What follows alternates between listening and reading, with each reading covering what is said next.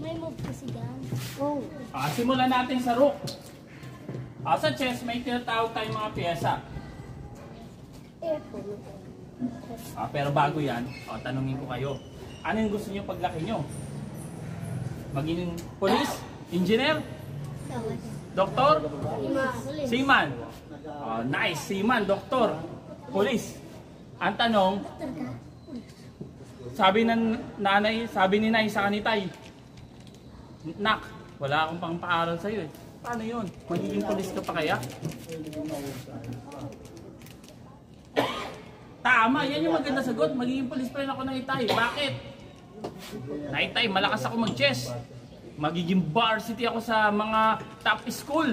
Katulad ng San Beda. San Beda. Sa Mapua. Sa Lasal. Mga bigating school sa Pilipinas. Gusto niyo ba yung ganon? Sa Lasal. Sa Ateneo. FTU, UST. Gusto niyo ba yun? Gusto! Dapat yung sagot is strong. Dahil pag strong yung sagot, ibig sabihin motivated kayo mag-aaral sa school na yun. Nakalaban mo natin yun, nasa ano. Pwede kayo maging varsity sa pamamagitan ng paglalaro ng chess. Malaking bagay yun. Hindi na kailangan ng magulang yun na magbayad ng tuition fee. May allowance pa kayo, may boarding house, may pagkain. Magiging hayaan yung buhay nyo. Pero ang tanong, madali lang ba maging magaling sa chess? Ang sagot, madali lang kung talagang desidido kayo kung gusto nyo. Mahirap kung napipilitan lang. Pero kung gusto nyo talaga ang chess, napakadali lang matuto. Kahit 1 year straight, pwede kayo maging master. Totoo yun. Simulan natin sa rook. Sa chess, may mga piyesa tayong tinatawag. Yung king, yung queen, yung rook, yung bishop, yung knight, saka yung pawn. On horse, pwede natin i-accept. Pero tawag talaga dyan knight. Ano yung knight? Yung nakaupo sa horse. Yung warrior, yung nakaupo sa horse. Ang tawag sa knight, veteranong soldier. Veteranong warrior.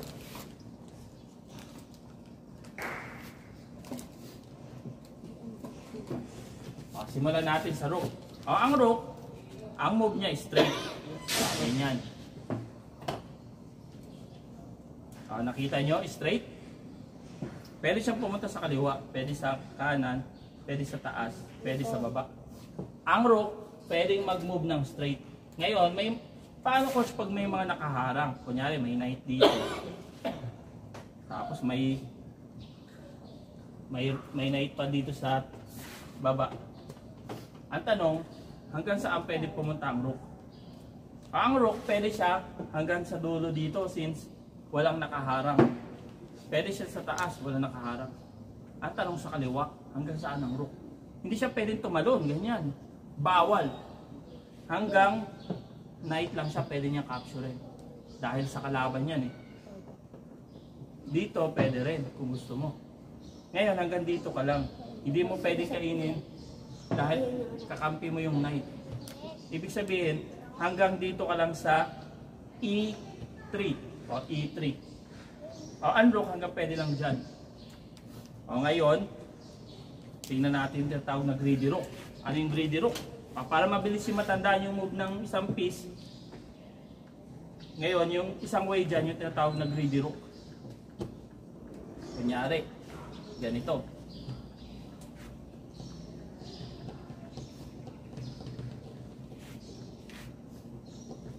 May option tayo, letter A sa kaliwa, letter B sa taas, letter C sa kanan, letter D sa baba.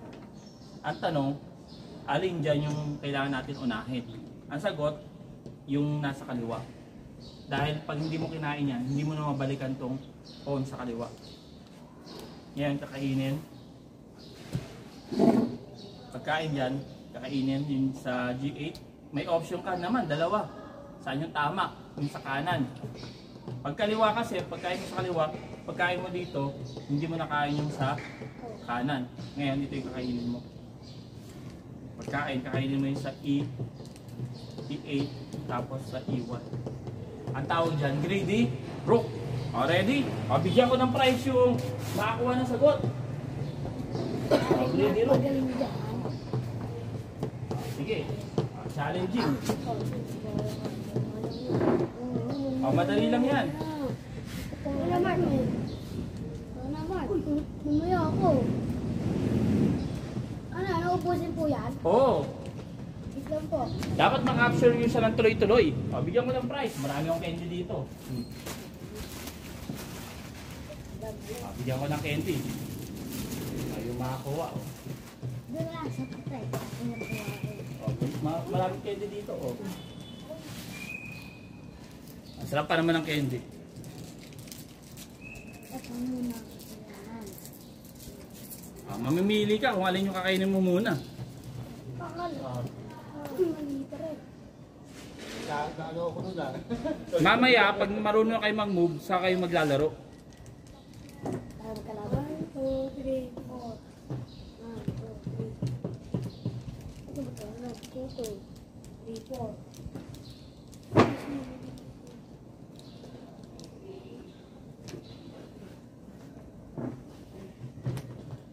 Ano dito?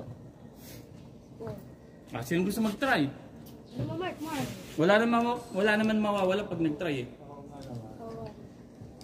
Ilan lang nakukuha ko eh. Apat. Apat lang na.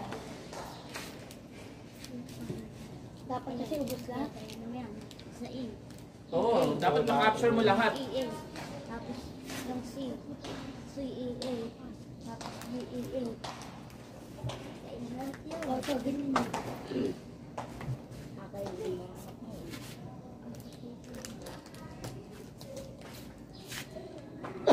Ito, wala mo ganyan dyan sa teso. Sorry. Ito, sorry dito. Hindi ko pa rin alam.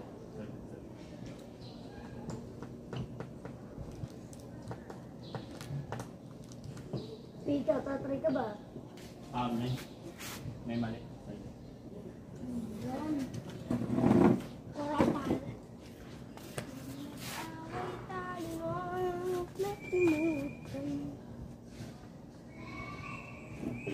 Ito mo nga slide. O, tama ka dyan.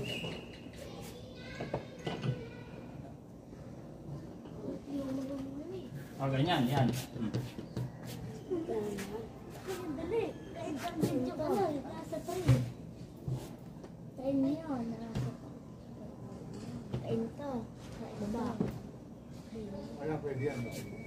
Kanina nakalimutan ko. Ayan. Kaya hindi eh. Kaya nakakasiling ko pa. Sabi tayo. Kain to. Mahal ka na Mali pala, sorry.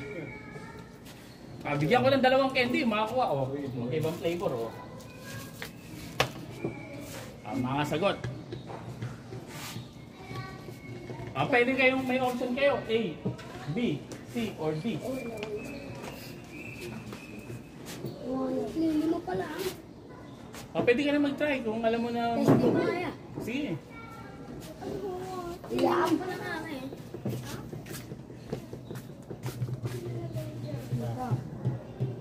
Capture. Capture. Capture. Hindi, sa green yan. Yan. Yan.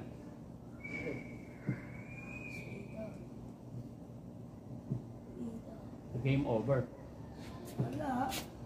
Malapit na siya. Over game. Malapit na siya. Hindi na lang eh. Actually, pag ganyan, kung gusto maka-capture na mas marami, kakainin mo muna to. Oo. Tapos babalik ka, tapos kain ka, kung nakalimutan mo to. Testing ako. Hindi na dali. Kaya sana kayo.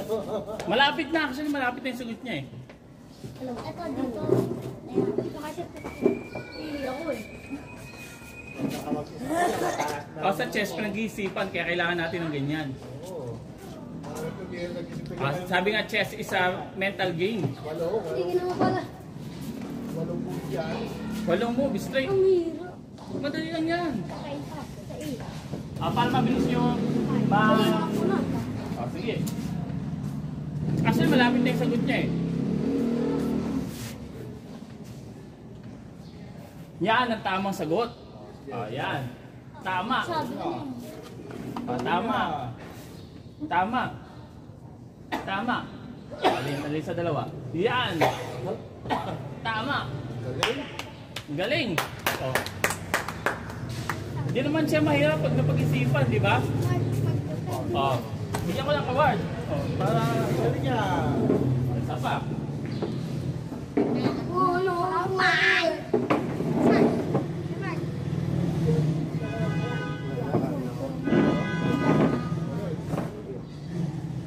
Ano sa'yo? That price.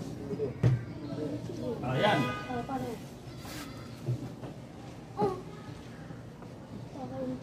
Kaya kanya. Ano na naman daw yan? After that,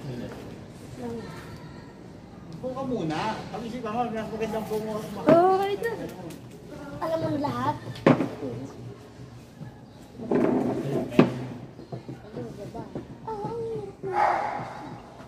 Alam mo na lahat? Oo, di ba?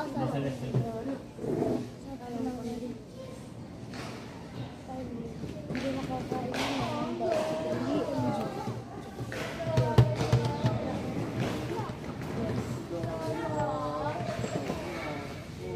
Ganyan na.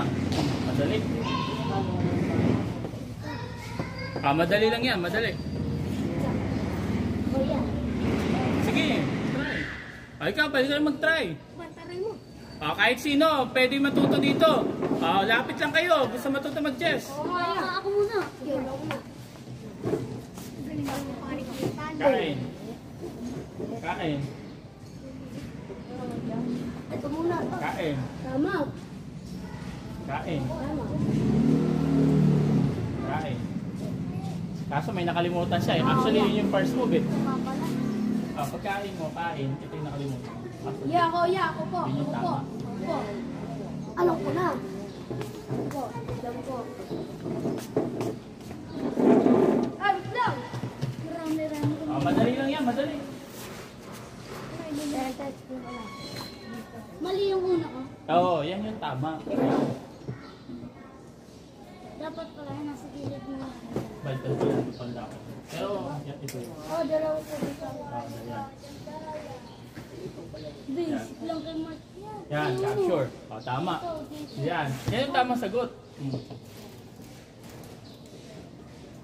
Last one. Last. Saruk. Sunod, magbibisap na tayo.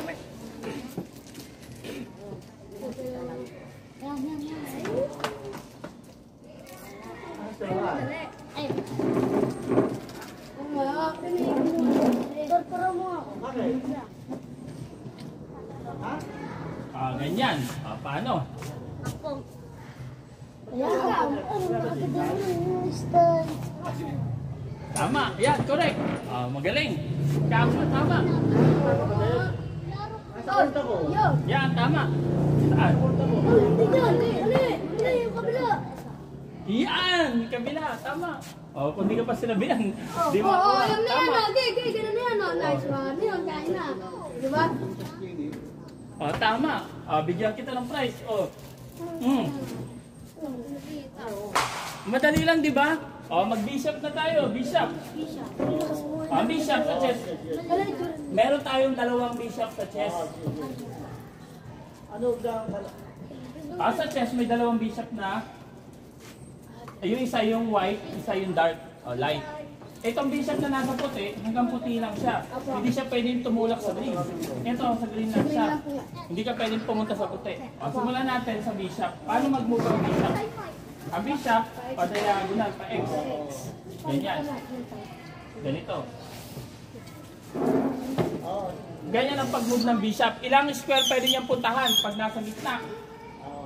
Dito, malakas yung bishop. Ilang square yung nakokontrol niya? 1, 2, 3, 4, 5, 6, 7, 8, 9, 10, 11, 12, 13. Bigyan ko ng tatlong candy. Ilan yung pinakakonting square ng bishop? Hanggang isang sagot lang. Tatlo. Ilang control na square? 1. At ito, bigyan ko kayo. Ang kinokontrol ng bishop, ito yung pinaka magandang square niya. Bakit? 1, 2, 3, 4, 5, 6, 7, 8, 9, 10, 11, 12, 13. Pag nasa gitna ang bishop, meron siyang 13 square na control. Yun yung pinakamalaking square niya, 13. gaano naman yung pinakamaliit. O, 3. O, tatlong candy, bigyan ko. Tatlo. Isang sagot lang ha. Sabi niya, ang pinakakunti daw na makontrol ng bishop, 3 lang. Pwede manghula. 2. Bigyan ko kayo ng hint. Available ka ba ngayon? Bigyan ko kayo ng hint. Mas mataas sa 5. Pwede mag-start. 6. 6. 7. 9. Wala naman 9 eh. 8 lang yun. Hindi eh. Naintindihan niyo ba yung tanong ko? Hindi. Naintindihan niyo hindi? Dito ang pinakamagandang square ng bishop. Ilan ang control niya? 13 square. Ang pinakamataas, 13. Ang pinakamababa, mas mataas pa sa 5. Pag nandito ang bishop, ilan yung pinokontrol niya? Isa. Pwede siya pumunta, di ba? 2, 3, 4, 5, 6, 7, 8, 9, 8, 9, 10, 11, 12, 13. Ibig sabihin ng bishop, nandito 13. Ang tanong ko, paano naman yung pinaka-konti na puntahan ng bishop? Ilan kaya? Mas mataas siya sa 5. Ano 7? 7. Ikaw? 6. Hindi ko. 6 sa akin. 6. Sa'yo? Gaya. 7. Parang gaya-gaya. Sige, bigyan ko ng 3 candy. Saan ang bishop na 7 yung control? Tama kayong dalawa. Ilagay niyo yung bishop. Saan square kaya yun? Na-control niya 7 lang. Bigyan ko ng 3 candy. Pag hindi, isa lang. Saan mo ilalagay yung bishop? Saan square? Diyan daw, sa square na yan. 7 yung... ikaw, saan mo ilalagay yung bishop na may 7 yung... Pwede niyang puntahan? Sa bukid. Saan? No. Tama yung 7. Ngayon, saan mo ilalagay yung bishop na 7 lang yung pupuntahan? 7 na square. Mali, parehas. Bigyan ko pa kayo try. Pag nandito, 1, 2, 3, 4, 5, 6, 7, 8, 9. 9 yan. Kapag nandito, 1, 2, 3, 4, 5, 6, 7. Pwede rin. 7. Tama, Ayun, 7. number 2. Sa number 2. Tama, 7. Sorry. Dito, 7, 2, 4, 6, 7. Ba, dito. Bigyan ko ng 3. Yung dito ang sagot. Tama, 7. Galing. 3. Ooh!